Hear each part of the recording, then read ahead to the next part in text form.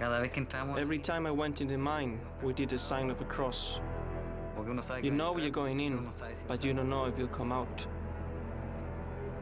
In 2010, the San Jose mine in northern Chile suffers a catastrophic collapse.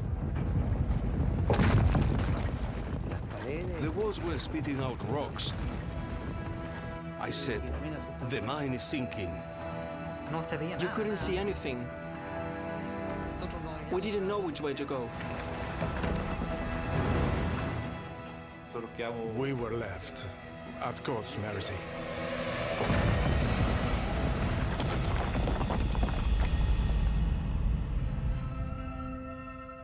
"33 miners are trapped beneath some of the hardest rock on the planet." Some thought we would never get out again, that we'd die. We didn't know if they were alive or if they were dead. So we had to find them because we were running out of time. Now, eyewitness accounts, survivors' footage, and engineering experts reveal the true story behind one of the most complex rescue operations in history. You knew that a half mile below your feet were 33 guys that were counting on someone to figure out a way to get them out of the ground.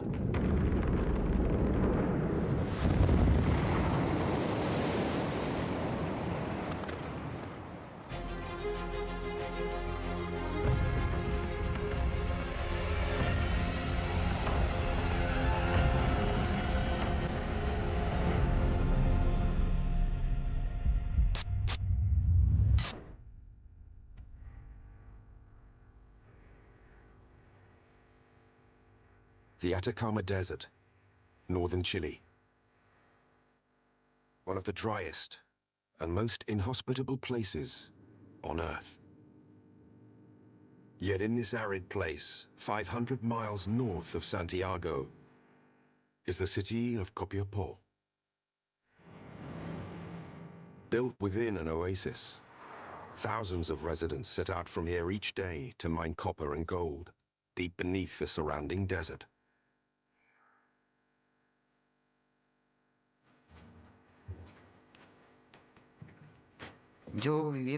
I've lived in Copiapó all my life. I'm a true son of this city. My father is a miner. He worked in mining all his life. My great-grandfather also worked in mining. I come from a mining background.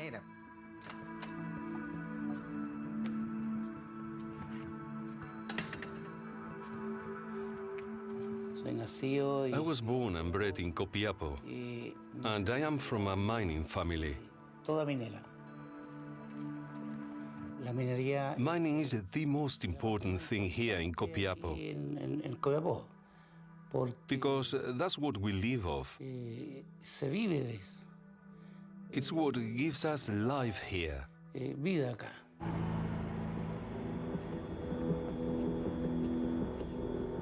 In 2010, Alex Vega and Mario Gomez are working together at the nearby San Jose copper and gold mine.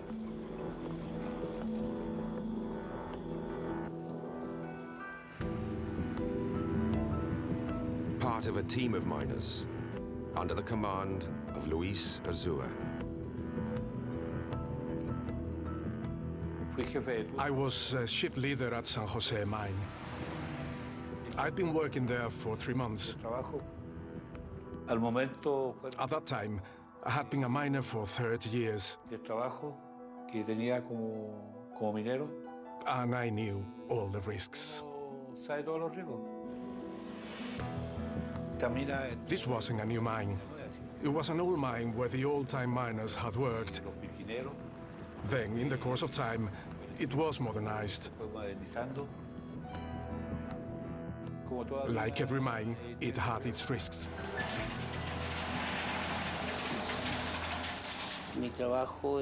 My job in the San Jose mine was as a driver, to take the extracted minerals out of the mine.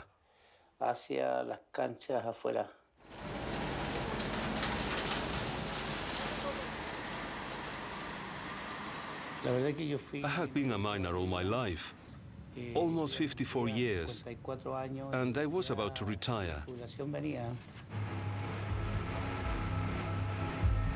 In 2010, Luis Azua and his team are working at depths of up to half a mile below ground, extracting gold and copper from the lowest levels of the corkscrew-like ramp which twists for 5 miles beneath the desert.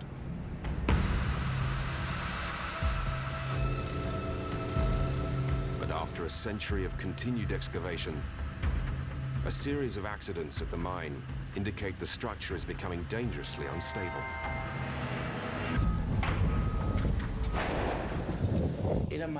There was more noise, more frequently,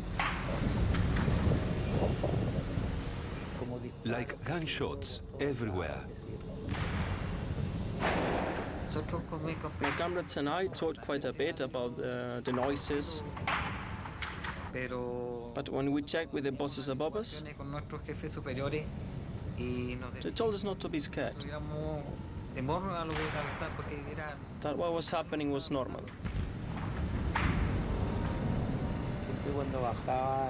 When I went down in my truck, I was always looking at the ceilings and the sides with my lantern. If I saw something strange, I'd stop the truck, get out, and have a look.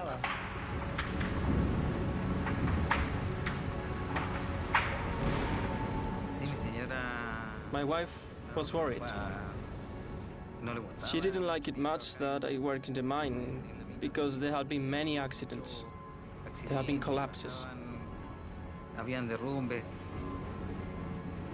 Every time we went in the mine, we did the sign of the cross. You know you're going in, but you don't know if you'll come out.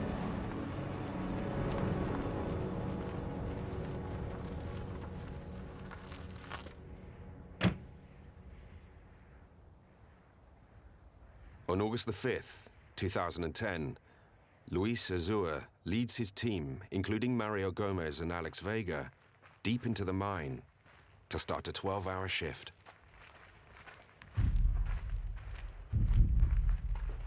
That 5th of August 2010, I thought would be a normal shift. My men were working 700 meters underground.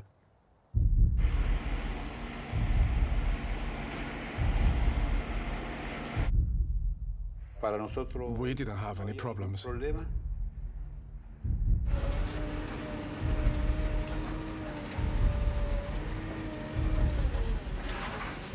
That morning, I was working like every day, doing my rounds.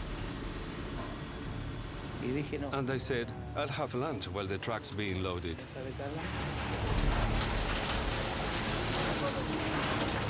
I was in the sector where they packed the truck to take people to the surface for lunch. And we were there waiting when the mine started. Some crunching started. One crunch. A short while later, another crunch for the mine. That's when it started. I heard rocks fall. The mountain was exploding, throwing rocks. There was a noise, like a thunder. The walls were getting closer to each other. Even the walls were spitting out rocks. And I said, the mine is sinking.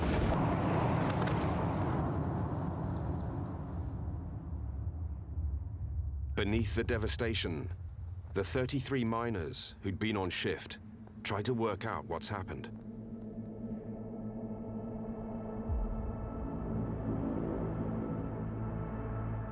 It was an abysmal darkness. You couldn't see anything. 4 or 5 miners went ahead, shining their torches. And I was touching the walls. And suddenly, I realized there was a block. A huge rock had fallen on the ramp, which blocked the tunnel completely.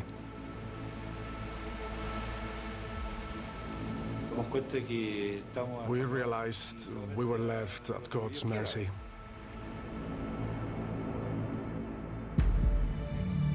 What the miners can see is just a fraction of a giant slab of rock, over 500 feet tall, that's broken off from the mine wall. It's crashed through multiple levels of the roadway, above where the miners were working. It now blocks any way in or out of the mine. The mountain was crunching a lot. Even I, as a miner, felt fear.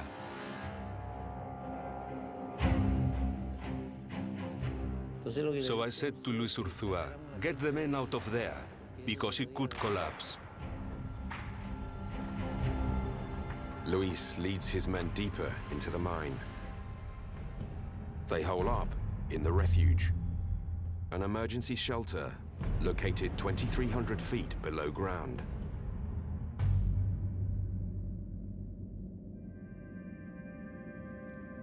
The refuge was a container of around 20 meters. It was cased in cement. Inside there were some bed covers and medication, and a box with foodstuffs for an emergency. Despite the scale of the collapse, incredibly, all 33 miners have survived. But above ground, no one knows if they're dead or alive. News of the disaster quickly reaches Chile's mining minister, Lawrence Goldborn. I received a text message saying that it was an accident in a mine called San Jose. I didn't know anything about this mine, and that there were some people trapped. As night falls, family members descend on the mine, desperate for news.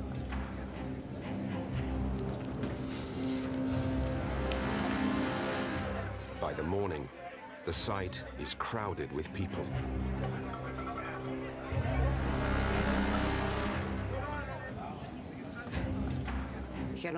I left the kids with my mom and went with my sister-in-law. There were relatives of the miners who had gone there during the night. It was chaotic. No one was saying what had really happened.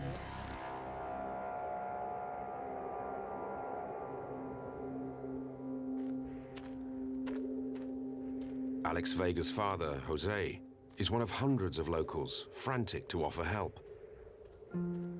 When I got to the mine, they told me that the guys were trapped, and they didn't know where. We didn't know if they were at the bottom, at 700 meters, or 300 meters. We didn't know anything. If they were trapped or squashed, it was upsetting. It was painful.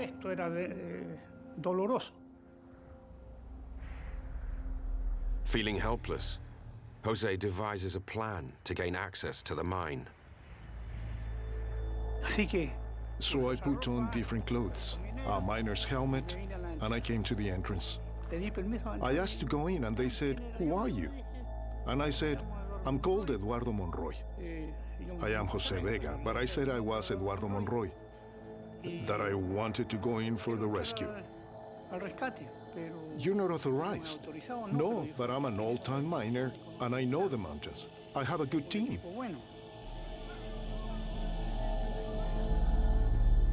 Jose's plan works. He joins one of the early rescue efforts and drives down in search of the collapse.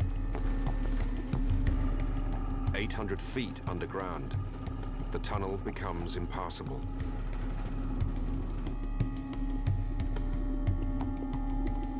They continue on foot.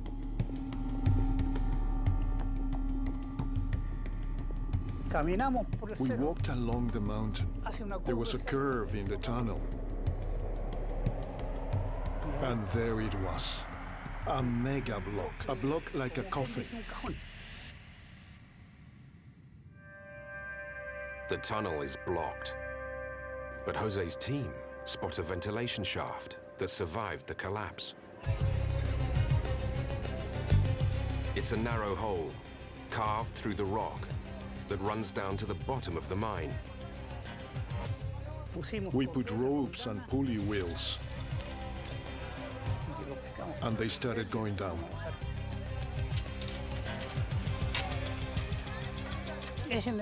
Go on, I said. We gave them more rope, more rope. The daring mission reveals the ventilation shaft is still intact and leads down to where the miners could be trapped. Jose and his team rush to the surface to report their findings. We were happy. It's possible to get to them. But before a rescue operation can begin, the mine suffers a second collapse. The entire ventilation shaft is crushed.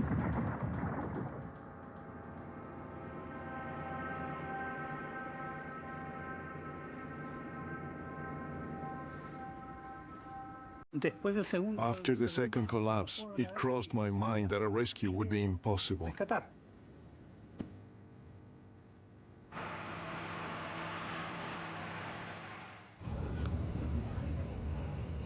It falls to Lawrence Goldborn to inform the relatives and gathering media that there's now no way of reaching any survivors through the mine.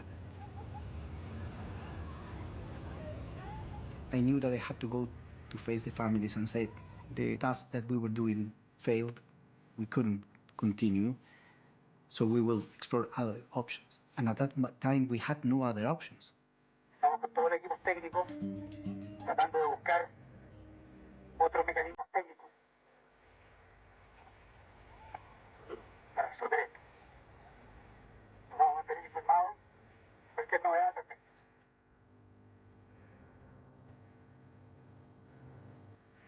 I didn't know if they were alive, they were injured, they were dead. So to try to find them, it was our main task.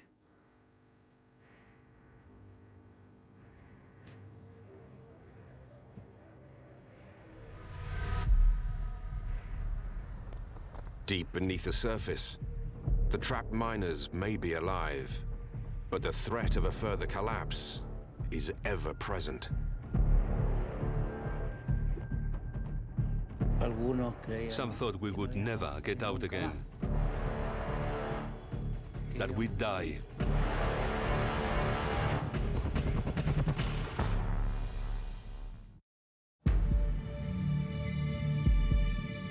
It's 48 hours after the collapse of the San Jose copper and gold mine. Dozens of miners and geologists now try to pinpoint the position of the 33 missing miners. And analyzing the site of the collapse provides a glimmer of hope.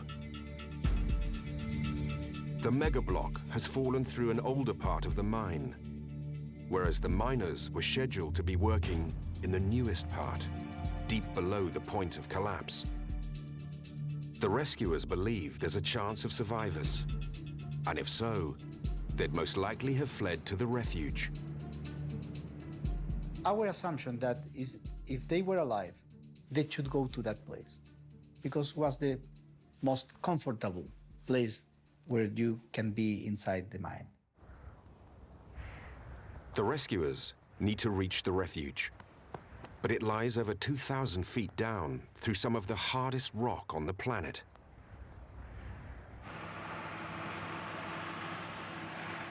They make an urgent plea to the drilling industry for help. One of the first to respond is drilling company CEO Raul Dagnino. He immediately dispatches his fastest drills to the mine.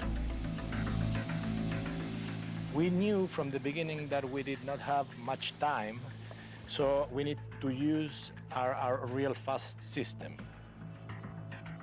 Okay, this is the hammerhead, which is a device that creates the breakage of the rock.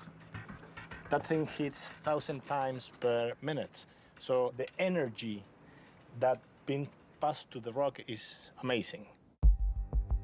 The rigs will be positioned around the foot of the mountain. Using maps of the mine, The drillers will aim for the refuge and a workshop where they think survivors could be. But maintaining pinpoint accuracy while drilling through up to 2,300 feet of solid rock will be almost impossible.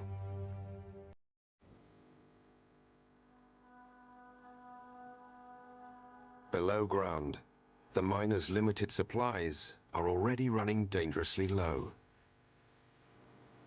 Nosotros comíamos We were eating a spoonful of tuna in a plastic cup, vasito plástico, and a cup of juice and one biscuit. vasito de jugo 2 biscuits. y una galleta, dos galletas. That's what we ate in a day. Eso era lo que comíamos en el día. With no bottled water left, the miners resort to desperate measures. What we started to drink was water from a tank. The tank wasn't clean, it was full of mud and algae. Because it was there for drilling, it was industrial water. Los ánimos eran The mood was quite tense. bastante tirantes los 3 primeros or días. 4 days passed, Pasaron como 3, 4 and días. you couldn't hear No se anything. escuchaba nada. Y One of my salió uno de mis comrades said, compañeros y dijo- "No, uno de mis compañeros we are dijo, doomed here. "No, me dijo, si aquí We will sonamos, die vamos a here." morir".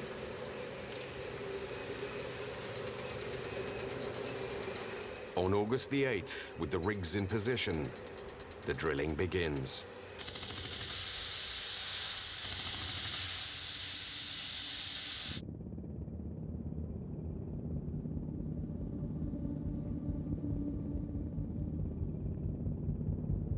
The first time when we heard very far away the first drilling noise,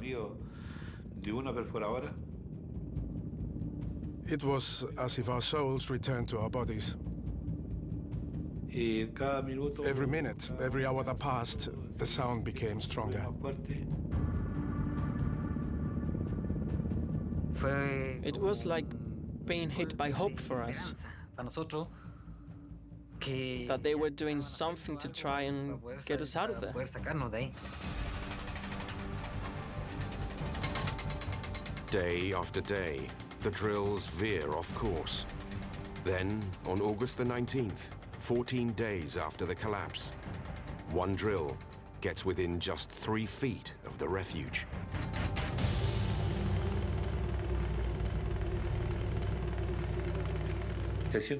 We heard a hellish noise, and it seemed to be arriving where we were. We were confident, because if it broke through, it could save our lives. But it kept going past. It didn't break through where we were. The drill has missed the refuge by a matter of inches. Deadly silence. It was like feeling death, where you say, this is as far as we go.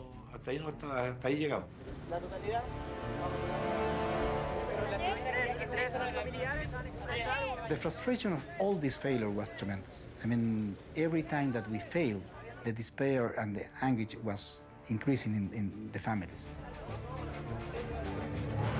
When I heard that the props weren't getting there, it was very distressing because the days were passing and there was no news of what was going on down below. After 2 weeks and over 12 failed attempts, the rescuers know if there are survivors, they'll now be out of supplies and on the verge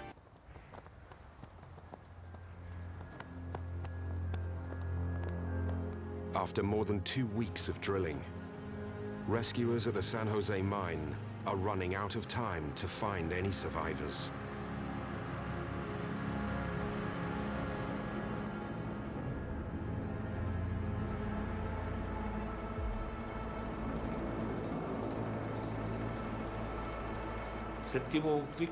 We heard something above us, a noise. And we looked up to the ceiling. And we were saying, please don't stop, please don't stop.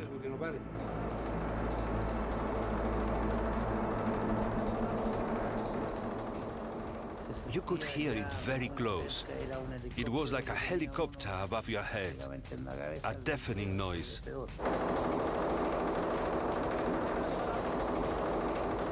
And on day 17, at 6:20 in the morning, that machine got to the refuge.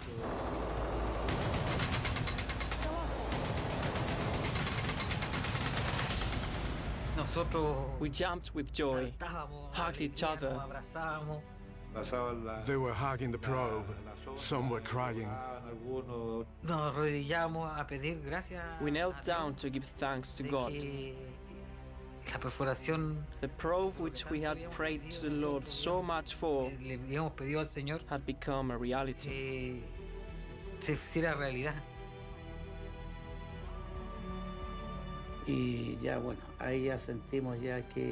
We felt that we'd won.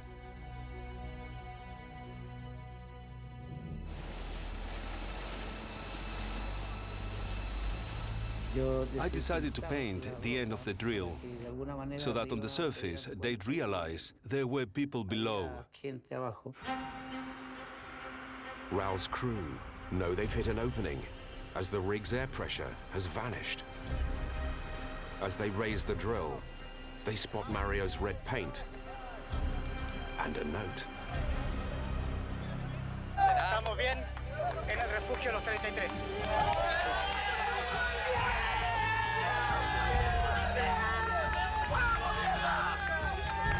That was a moment of a real epiphany.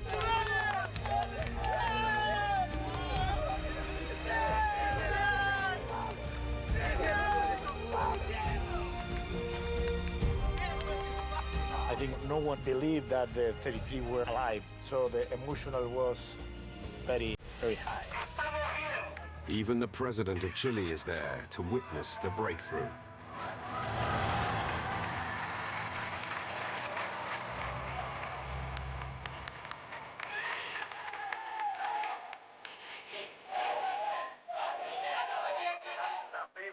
When I found out about the letter,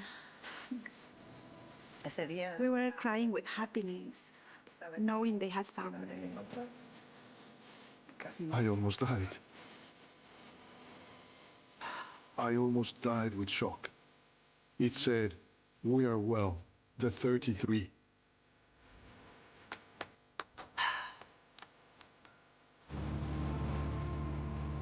The rescuers immediately attempt to make contact with the miners. We put the camera and the microphone down. The microphone didn't work, but the camera did. And we saw the eyes of one miner looking at the camera. A phone line to the bottom of the mine is quickly set up.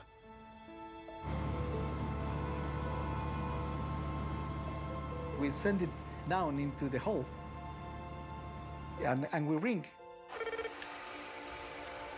¿Aló? Sí, lo escucho. ¡Bien!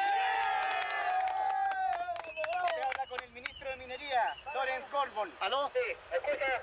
Lo estamos escuchando todo fuerte y claro. ¿Quién habla? Está hablando el jefe turno Luis Ursúa. Luis Ursúa.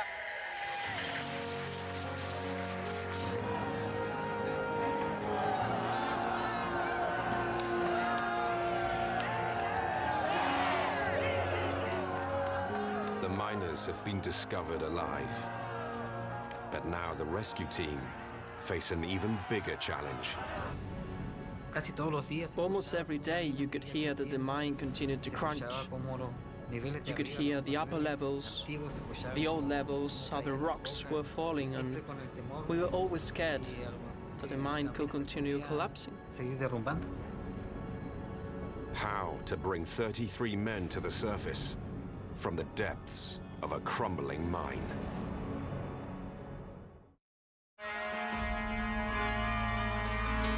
News that the Chilean miners have been found alive after 17 days trapped below ground goes global. The miners have asked for things like food and toothbrushes, cold beer, peaches, and drops to soothe their eyes. With the world's media following the rescuers' every move, The challenge is how to bring the miners to safety from beneath the crumbling mine. That is one of the doves, the pigeon borehole. The mountain was deteriorating further every day. So for us, it was clear that the rescue should happen as soon as possible.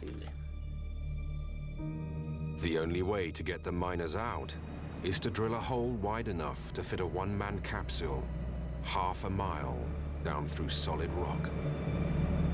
Nobody has ever been rescued from such an extreme depth before. And it would take the biggest drill in Chile 4 months to do it.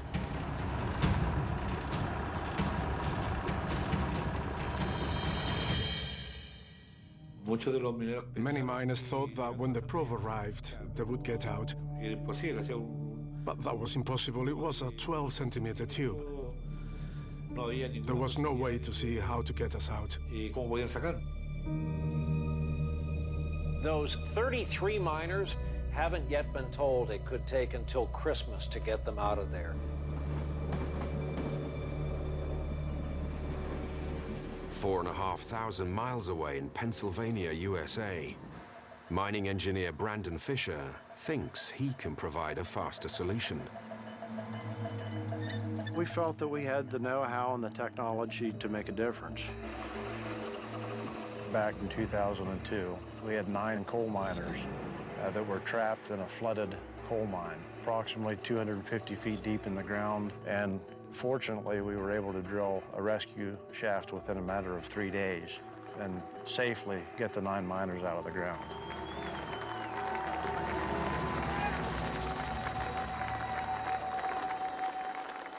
Confident that his specialist drills can reach the Chilean miners in half the time,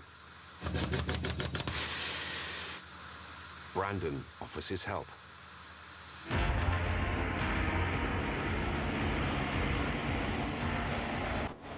Ten days later, he arrives at the mine with his team. Brandon's plan is to widen one of 3 boreholes currently used for sending supplies down to the miners. To drill a large enough diameter hole at that depth would have been very, very difficult without an existing hole.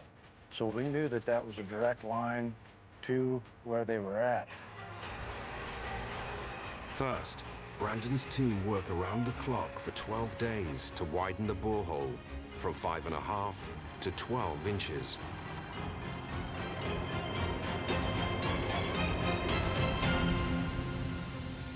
Only now can Brandon unleash his secret weapon. A custom-made drill bit with 4 hammers, capable of tearing through 3 to 10 feet of rock an hour, and twice as fast as the previous drill. So this system is being rotated by the drill rig. Compressed air is being piped down through the drill pipe that's powering each one of these individual hammers.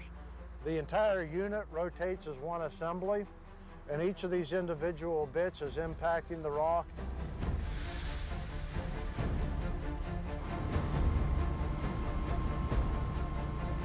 On September the 18th, 44 days into the rescue, Brandon's monster drill goes into action.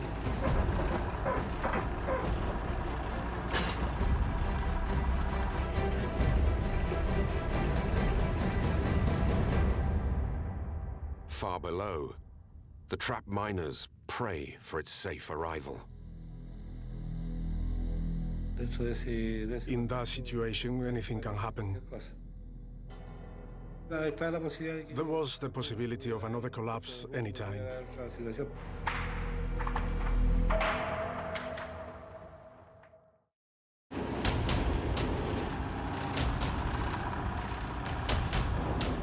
At the San Jose mine, northern Chile, miners have now been trapped for 9 weeks.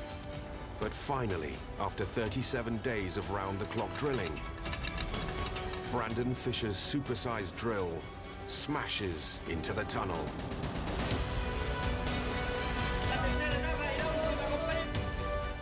There's now a hole to the surface wide enough to fit a rescue capsule.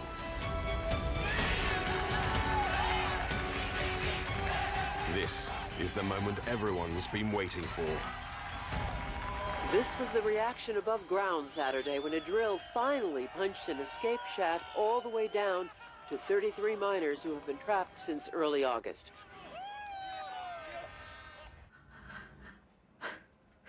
The happiest moment of my life. To know that we'd be able to get out of there. To be able to see my children again.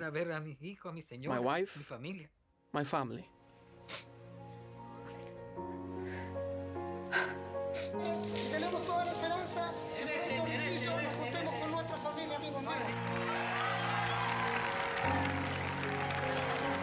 When you're involved in something like that 24 hours a day for 39 days, it was a special moment, for sure. With Brandon's task accomplished, the rescue mission enters its final stage. The arrival of the capsule that day was a great happiness for all of us who were there, because it brought us hope that we'd have our dear ones with us again.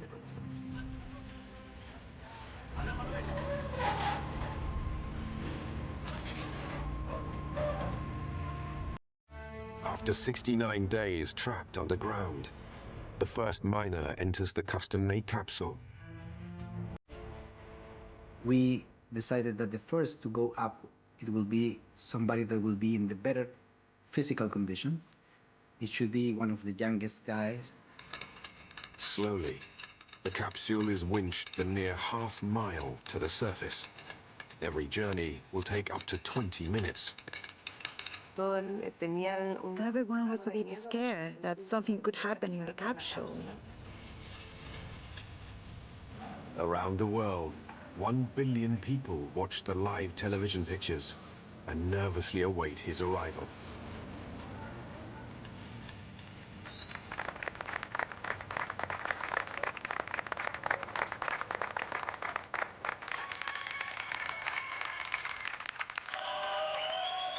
When we opened the cage and he stepped out and embraced his son,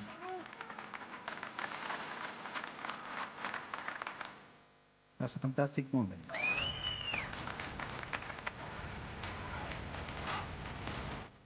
Mario Gomez is 9th in line to be winched to freedom. It was very beautiful, because when I came up in the capsule, all I wanted was to breathe that pure air, that clean air, and to be happily reunited with my family.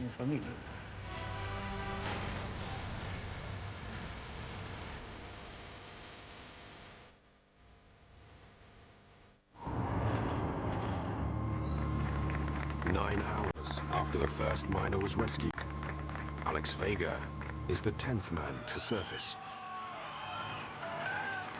To see the sun after such a long time. Looking for my wife. And I found her. I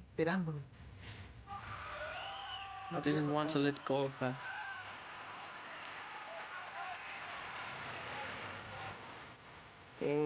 He hugged me, and the only thing he was telling me was not to cry. That he loved me a lot. 22 hours after the rescue mission began, and 32 miners have now all been safely returned to the surface. There's now just one more to go. As shift leader, I was the last miner to come out.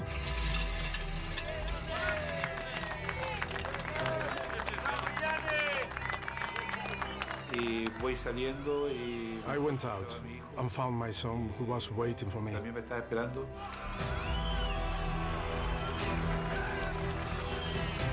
It was very emotional.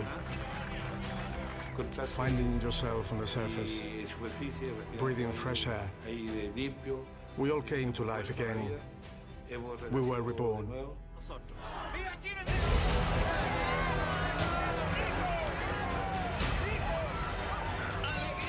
The 33 miners had been underground longer than any group in history. Their miraculous survival brings them celebrity status and inspires a blockbuster movie.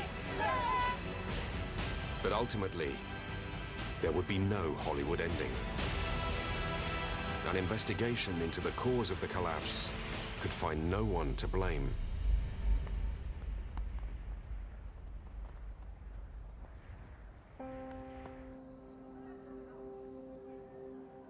A decade on, the harrowing ordeal continues to haunt the survivors. To be honest, it took me a long time to deal with all this. Only recently did I manage to weigh up what happened to us. I consider myself and my comrades to be a miracle.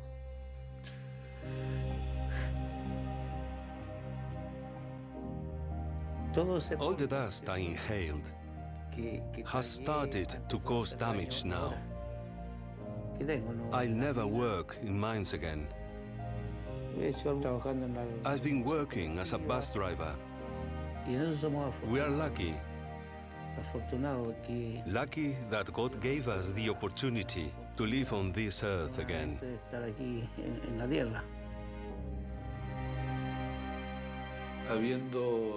Having survived underground for 69 days, my life has changed. I see my family more. I try to talk more about these things because it's important to tell the world about our experience. Because it has the two most important things in life: faith and hope.